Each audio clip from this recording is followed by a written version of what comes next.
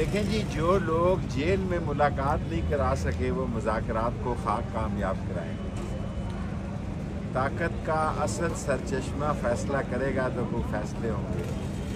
یہ تو سارے جمعہ جنگ کے ساتھ ہیں۔ لوگ برباد ہو گئے ہیں، کاروبار تباہ ہو گئے ہیں۔ اسی لیے میں ہر دفعہ جب کورٹ میں آتا ہوں تو بڑوں سے یہ اپیل کرتا ہوں کہ غریبوں کو معاف کر دیں، غریبوں کے حالات بڑے خراب ہیں۔ باقی یہ جوڈیشل کمیشن بنائیں گے نہیں بنائیں گے، فیصلہ تو کسی اور نے کرنا ہے۔ یہ تو ویسے ہی جمعہ جنج کے ساتھ ہے۔ اور اگر آپ سمجھتے ہیں کہ اس ملک میں اندر آپ کورٹ کی حالت دیکھیں، تل دھرنے کی جگہ نہیں۔ ہم پاکستان میں ہی نہیں تھے، لیکن ہم کیسوں میں ہیں، 2 سال ہو گئے ہیں، 16 کیسز ہیں اور کسی طرف نہیں لگ رہے۔ تو میں تو آج ڈیالہ نہیں جا رہا، میں نے تو یہیں آدمی لگا دی ہے۔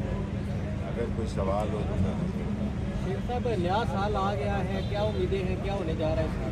نیا سال پچھلے سے بھی برا ہوگا، اور یہ جو سوچے بیٹھے ہیں کہ شاید نئے سال میں کوئی بہت بڑی تبدیلی آ جائے گی، کوئی تبدیلی نہیں آئے گی۔ قبر ایک ہے اور مردے 2 ہیں، بلکہ 3 ہیں۔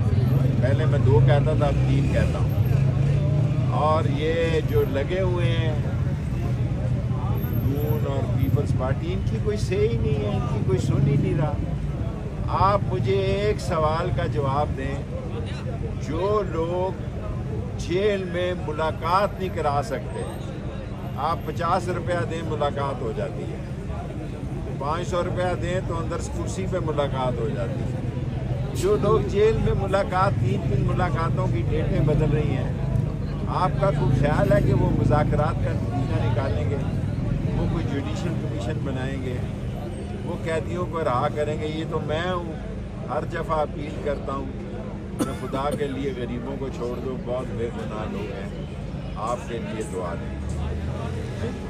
شیخ صاحب، یہ بتائیے گا کہ آپ سمجھتے ہیں کہ ایک جانب پہ پی ٹی آئی جو ہے وہ مذاکرات بھی کرتی ہے اور دوسری جانب سخت باتیں بھی کرتی ہے، جس کی سیاستدان ایسا کرتے رہتے ہیں۔